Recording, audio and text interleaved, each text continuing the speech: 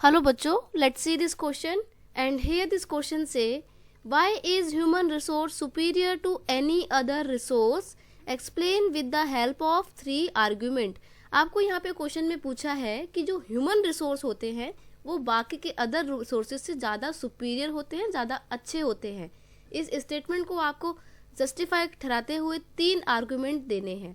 तो देखते हैं इसका की कॉन्सेप्ट क्या है. क्वेश्चन का की कॉन्सेप्ट है सिग्निफिकेंस ऑफ ह्यूमन रिसोर्सेज. हम सिग्निफिकेंस की बात करेंगे कि क्यों ह्यूमन रिसोर्सेज बहुत अच्छा है, उसकी क्या क्या सिग्निफिकेंस है, तभी तो वो बाकी के अदर रिसोर्सेज से ज़्यादा सुपीरियर है. तो देखते हैं answer number 1 point. Human resource are superior to any other resource because they make use of other resources like land and physical capital to produce an output. देखो बाकी के और रिसोर्सेज का इस्तेमाल करता है ह्यूमन रिसोर्स, इसलिए ह्यूमन रिसोर्स ज़्यादा अच्छा है. क्योंकि बाकी के जो और रिसोर्सेज जैसे कि लैंड है, फिजिकल कैपिटल है, क्या ये अपने आप से प्रोडक्शन कर सकती है? बिल्कुल नहीं कर सकती है.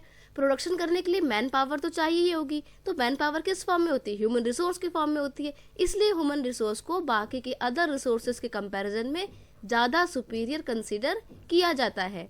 नेक्स्ट पॉइंट है human resources are not confined to any one region और प्लेस. जो ह्यूमन रिसोर्सेज है ना वो किसी एक जगह में कन्फाइंड नहीं है. मतलब जैसे बाकी के और रिसोर्सेज हैं, जैसे कि अगर हम बात करें आयरन की, आयरन एक तरीके का रिसोर्स है और वो क्या है, वो इंडिया की अगर हम बात करें, इंडिया में कुछ ही एरिया में पाया जाता है. जैसे कि झारखंड में मिलता है, छत्तीसगढ़ में मिलता है, तो कुछ ही एरिया तक सीमित है वो. लेकिन अगर हम ह्यूमन रिसोर्स की बात करें तो ये कोई ऐसा तो नहीं है कि सिर्फ इंडिया के किसी एक ही स्पेसिफिक पोर्शन में सीमित होकर रह जाएगा.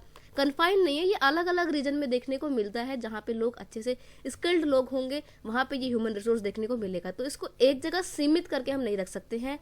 दे can spread to other places and diversify. In fact उनको हम अदर प्लेसेस में भेज के और डाइवर्सिफाइंग बना सकते हैं.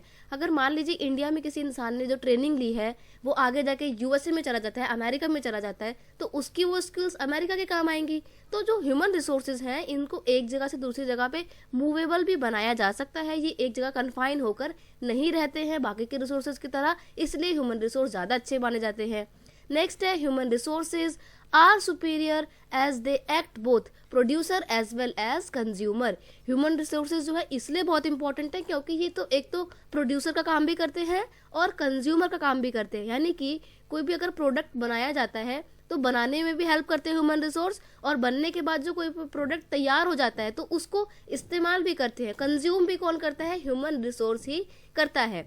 फॉर एग्जाम्पल मशीन से हमने बिस्किट बनाया, किसने बनाया? अपने आप तो मशीन बना नहीं देगी, मशीन चलाने के लिए कोई इंसान चाहिए होगा, तो वो इंसान ह्यूमन रिसोर्स है.